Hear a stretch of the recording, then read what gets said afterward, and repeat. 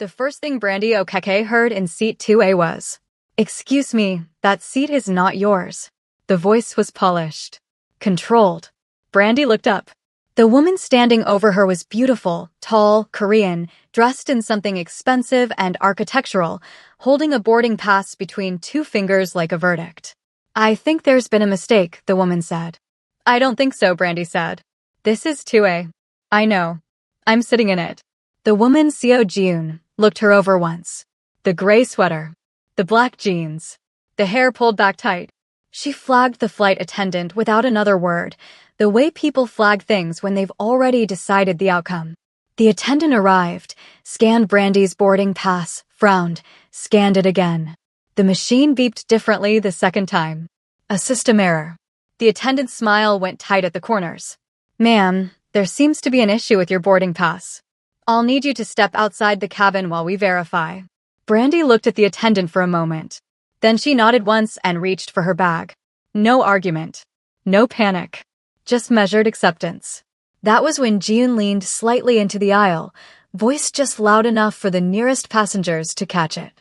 "Let's not pretend you booked that seat correctly." Brandy's hand stilled on the strap of her bag. She turned toward June slowly, the way you turn toward something when you've already decided exactly what you're going to do with it. "You're right," Brandy said. June blinked. She had expected defense. Embarrassment. Anything but agreement. "Let's not pretend about anything." Brandy continued, "including what you think you're certain of." Silence landed over the nearest rows. June's smile didn't disappear. It tightened, which was worse. "Your ticket isn't working, sweetheart." "Tickets malfunction," Brandy said. "Manners are a choice." Someone in the row behind them converted a laugh into a cough. June's eyes went cold. She turned to the attendant. "For everyone's comfort, I think it's best she waits outside while this is sorted." The attendant took the easier exit. "Ma'am, I'm going to need you to step off the cabin immediately while we resolve this." Brandy stood.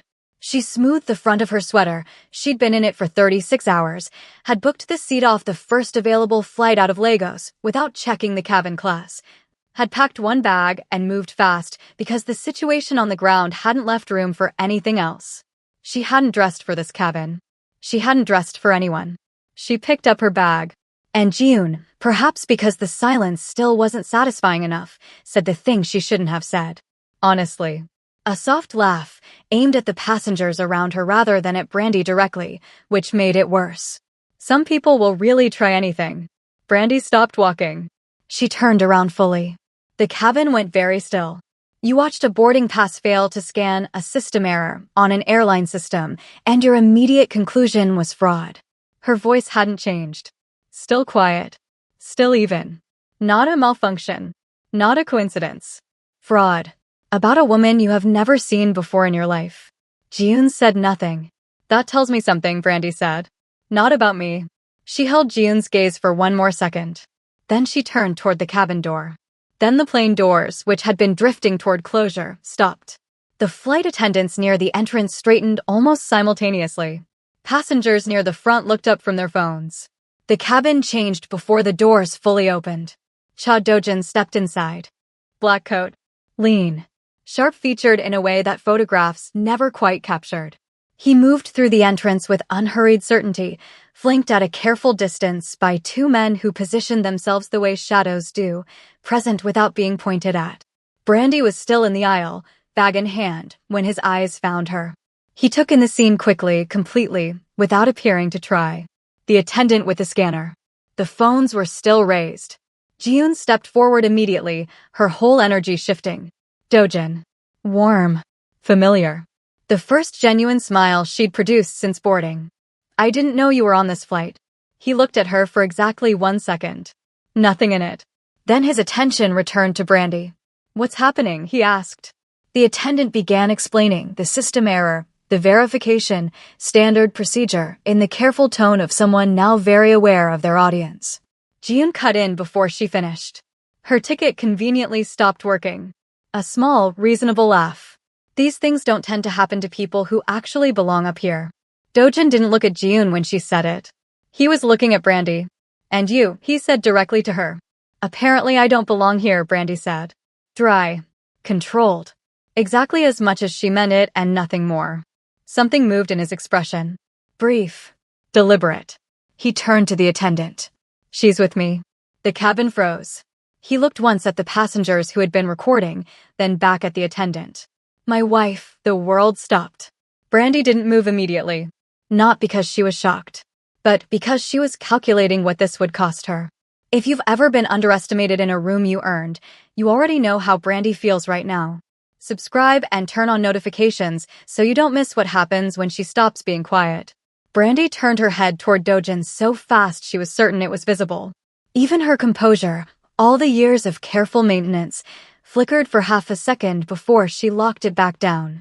Jiun's face went through several things in rapid succession: confusion, disbelief, something that might have been the first small shock of humiliation. She started. That will be all, Dojin said to the attendant. Not rudely. Just finished. The attendant, visibly relieved to have a solution that required no further decision-making on her part, stepped back. Of course. My apologies for the confusion. Brandy stood very still for one more moment. Then she turned around, walked back to seat 2A, and sat down. She stared straight ahead at the seat back in front of her. Dojin settled into 2B beside her and opened his laptop. He said nothing. She said nothing. The plane began to taxi. 20 minutes into the flight, somewhere over the city lights bleeding into darkness below, Brandy turned to him. Why would you do that? She asked, her voice low enough that only he could hear it. He didn't look up from the screen immediately. Then he did, and she was close enough now to see that his eyes were darker than she'd expected and considerably more alert. They were going to remove you, he said simply. You could have said I was your guest. Wife was more effective. She stared at him. You understand what you just started? Yes. Phones were recording. I know. By the time we land, it will already be everywhere. He looked at her directly now, and something in the steadiness of it was more unsettling than hostility would have been. What's your name? She held his gaze for a long moment. Brandy Okeke. Something moved through his expression, so brief she might have imagined it. I know that name. Most people in certain rooms do, she said. Then you understand why the wife was more effective than guest. She didn't answer that. She turned back toward the window. He returned to his laptop. But twice, she counted, she caught his reflection in the glass watching her instead of the screen. And twice he didn't look away when he realized she'd noticed. Neither of them said anything about it. Across the aisle, 3 rows back, Jiun sat with her hands folded in her lap and her face arranged into perfect composure, and her eyes doing everything her face refused to show. They landed to cameras. Not many, 2 photographers, 1 video crew, but enough. Someone had already posted the clip from the plane. It had the things that travel fast: a public space, a beautiful woman, a powerful man, and a word nobody expected. Wife. The headlines assembled themselves within the hour. Cha Dojin's secret marriage ran on 3 different sites before their bags hit the carousel. By the time Brandy's driver found her outside arrivals, her assistant had already sent 14 messages in descending order of panic. She sat in the back of the car and scrolled through them with the specific exhaustion of someone managing a problem she didn't create. Jiun, she was told later, stood near the terminal exit for a long time after they departed. Watching. The penthouse was exactly as she'd left it. Quiet, ordered, every surface exactly where it should be, the city spread out below the floor-to-ceiling windows like something she had already evaluated and decided was worth keeping.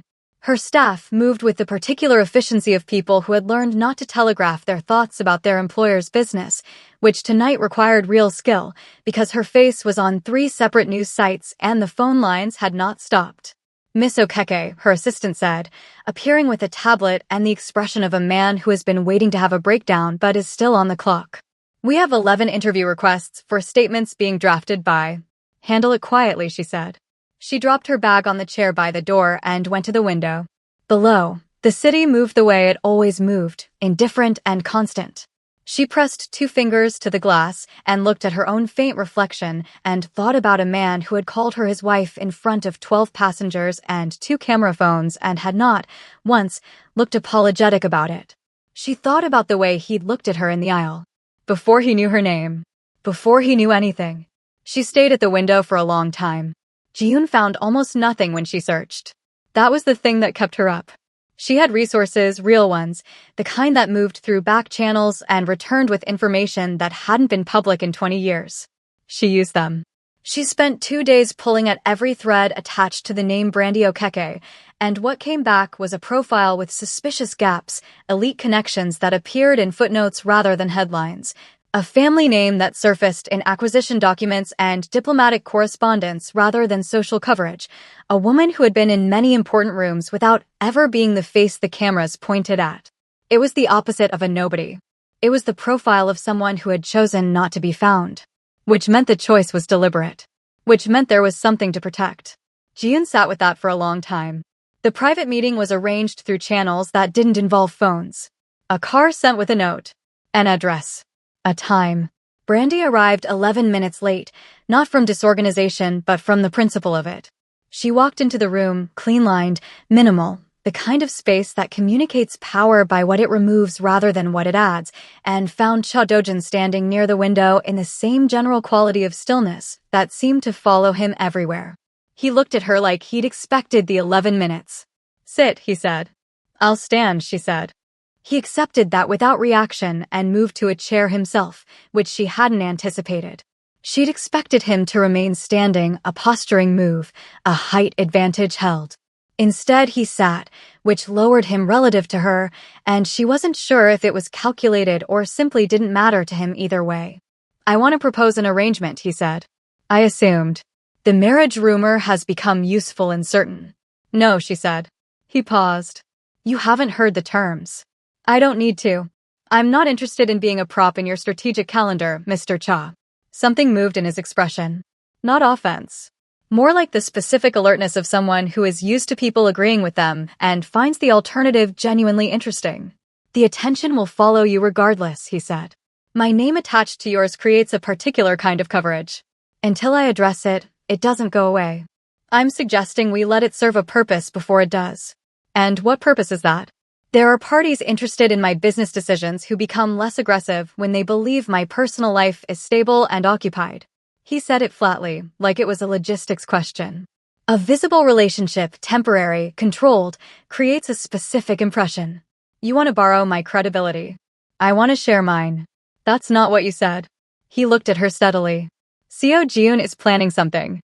The room changed with that sentence. Not in any visible way, but she felt it. "What kind of something?" she asked.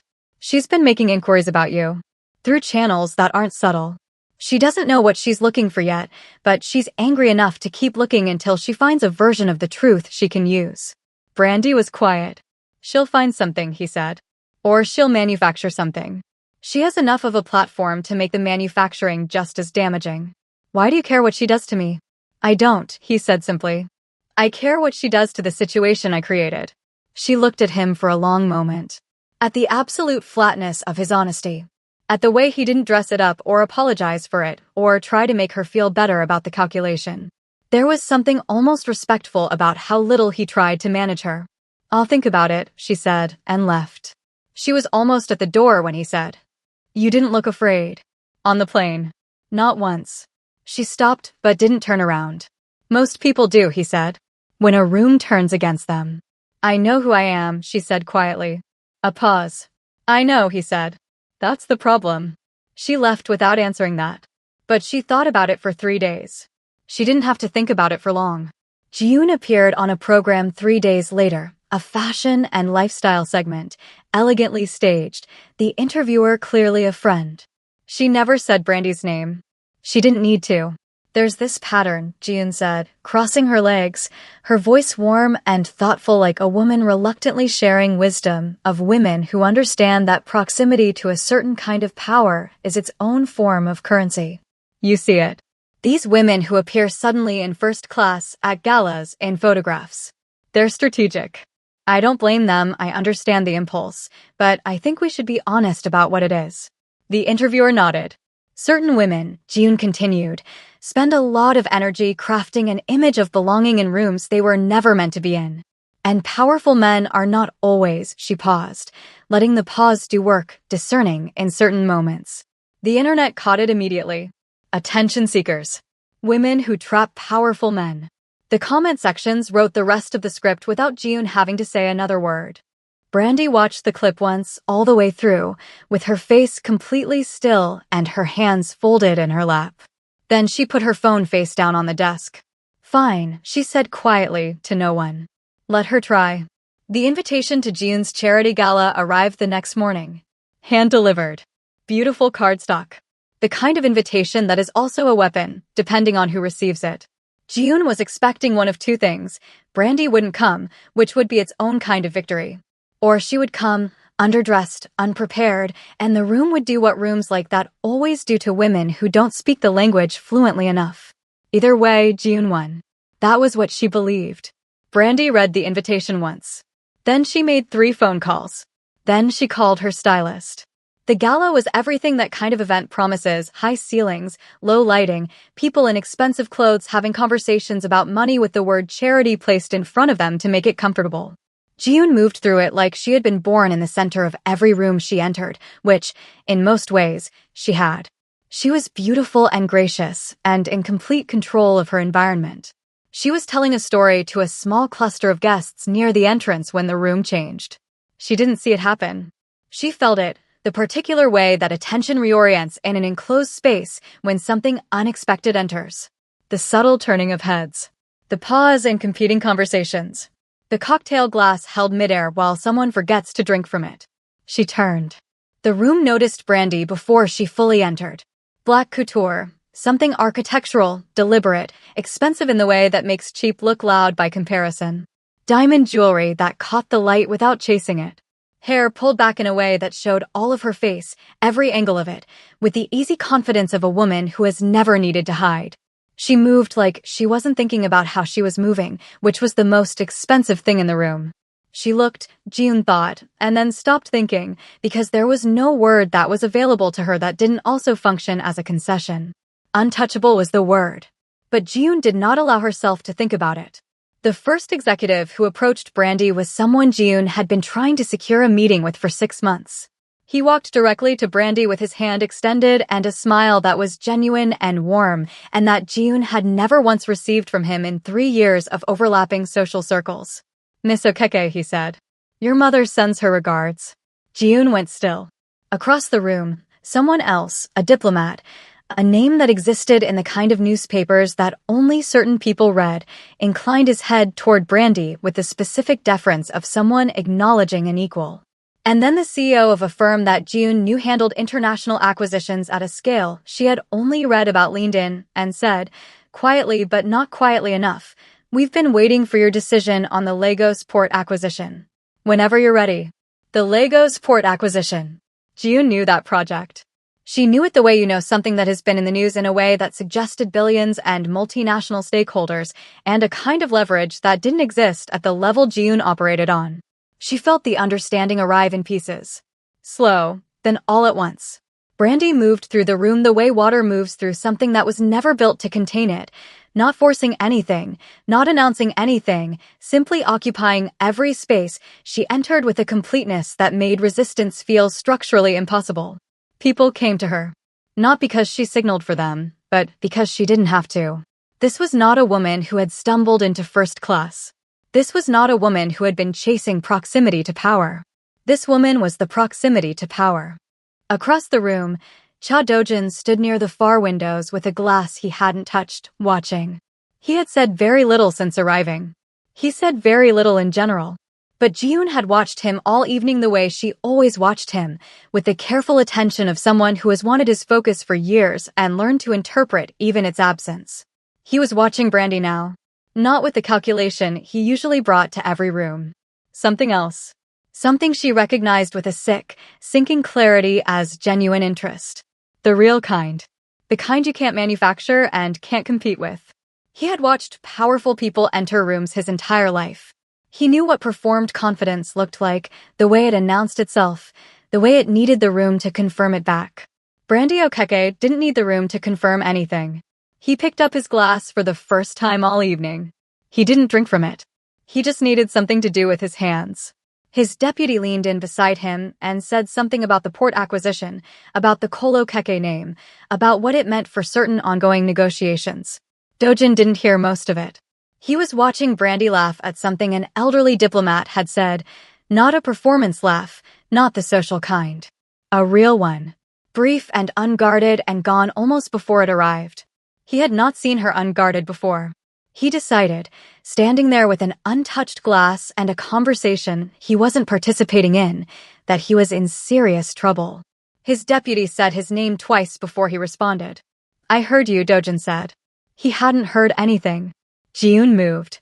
She crossed the floor with the smooth intentionality of someone executing a plan, and she arrived at Brandy's side just as the diplomat moved away, and she placed her hand briefly on Brandy's arm, a social gesture, friendly.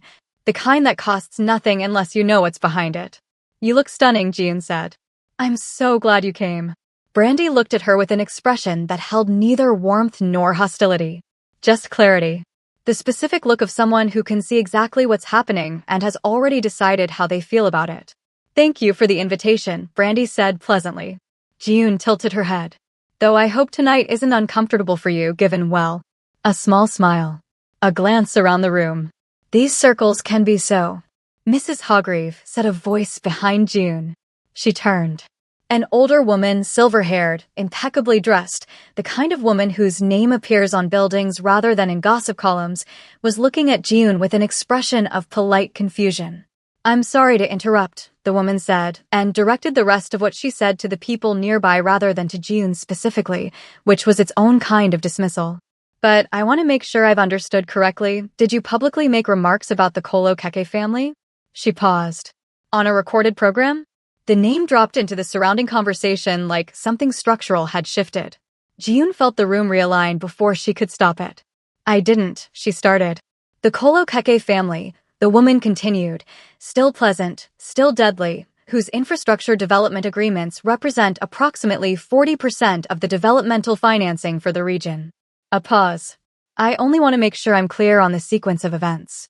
Someone nearby said something in Korean, too quiet and too fast for Brandy to catch, but she watched the blood pull very gradually from Ji-yoon's face like a tide going out. Ji-yoon turned to Brandy, and for the first time all night, all week, all of this, her eyes held something real. Not cruelty. Not strategy. Just the raw and terrible recognition of someone who has just understood what they did. Brandy looked at her calmly. She didn't say anything. She didn't need to. Outside the gala, the night air was cool and the noise of the event was reduced to a murmur behind the closed doors. Brandy stood on the steps with her wrap around her shoulders, her heels in her hand because the stairs were uneven and she had decided she was done performing for the evening. She heard him before she saw him. Not footsteps, she heard the quality of the air change, the way it did in closed spaces when he entered them. Cha Dojin came to stand beside her. Not close. Just adjacent. Looking at the same middle distance. They stood like that for a moment, which, with him, felt less like silence and more like a particular kind of conversation that didn't require words to be functional. You didn't have to come tonight, she said. I was already invited. You could have left early. I could have. She looked at him. His profile in the low glow of the venue lights was still and certain and said nothing she could immediately read. Why did you stay? She asked. He was quiet long enough that she thought he might not answer. Then, why do you hide it? The question landed sideways. She hadn't expected him to redirect, and she hadn't expected the question itself to feel as pointed as it did. Hide what? All of it. He turned to look at her then. Full attention, the kind she was starting to understand was not his default and was therefore something. The name. The family. The weight it carries. You travel in gray sweaters and sit quietly in your seat and say nothing when rooms try to remove you. I said enough. You said almost nothing. I said what was required, she replied. I don't need everyone in a room to know what I carry. I know what I carry. That's enough. Something in his face shifted. Not dramatically. Just a fraction of opening, the way a door that's always locked might settle slightly differently in its frame. People act differently when they know, she said, quieter now. It wasn't meant to sound vulnerable, but she heard it the way it came out. She left it anyway. They stop seeing you and start seeing the name. The connections. The weight of what's expected. And then you spend every conversation inside someone else's version of you. He looked at her for a long moment. I noticed you, he said. Before I knew your name. She heard it land. She felt it land. She didn't say anything right away because she was doing what she always did, measuring, assessing, deciding how much of what was real to allow to the surface. I know, she finally said. Does that change anything? She looked at him, at the steadiness of him, at the way he asked the question without leaning into it, without softening it, without performing anything around it. Just the question, direct and clean. From the bottom of the steps, a photographer's flash fired, distant, speculative, the kind of long lens attempt that wouldn't produce anything usable. A moment later, two reporters appeared from the perimeter of the car park, one of them already raising a voice recorder. Mr. Cha, the closer one called out. Can you confirm or deny? Was the marriage announcement on the flight genuine? Brandy looked straight ahead. She waited to hear him deny it. It was the logical thing. It was the clean thing. They had no actual arrangement, no terms agreed upon, no framework that would survive either of their due diligences. He would say it was a misunderstanding. He would say it with the same flat certainty he brought to everything else, and that would be the end of the story that had started at 35,000 feet in a gray sweater. She was already composing the follow-up, the statement her assistant would send, the quiet retraction, the return to the particular invisible authority she'd spent years engineering. Dojin turned his head toward her. Just slightly. Just enough. He looked at her the way he had looked at her in the aisle on the plane, before the name, before the gala, before Jiun's face went white and executives came forward with outstretched hands. The same look. Assessing but not cold. Interested in a way that had nothing to do with calculation. Then he turned back toward the reporters. Ask me again another time, he said. The reporter blinked. Mr. Cha. But he had already turned away from them. He was looking at her. She had spent 36 hours telling herself this was circumstance. A plane, a mistake, a man who made a calculated decision that happened to involve her name. She had filed it under useful and moved on. She looked at him now, at the stillness of him, at the way he was watching her like she was the only thing in his immediate world worth paying attention to, and felt the filing system quietly collapse. She wasn't in trouble. She was already there. Dojin, she said. He looked at her. She almost didn't say it. Then, I think I'm in trouble. He was quiet for a moment. Then, so softly she almost missed it. You're not alone.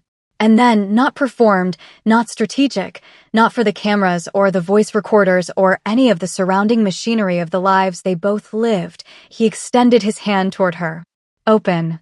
Still. Unhurried. The way you offer something you aren't sure will be taken. Brandy looked at his hand. She thought about the plane, about the aisle, about the particular fury of standing in a cabin with a boarding pass nobody believed in. She thought about Jiun's smile going slowly, publicly wrong.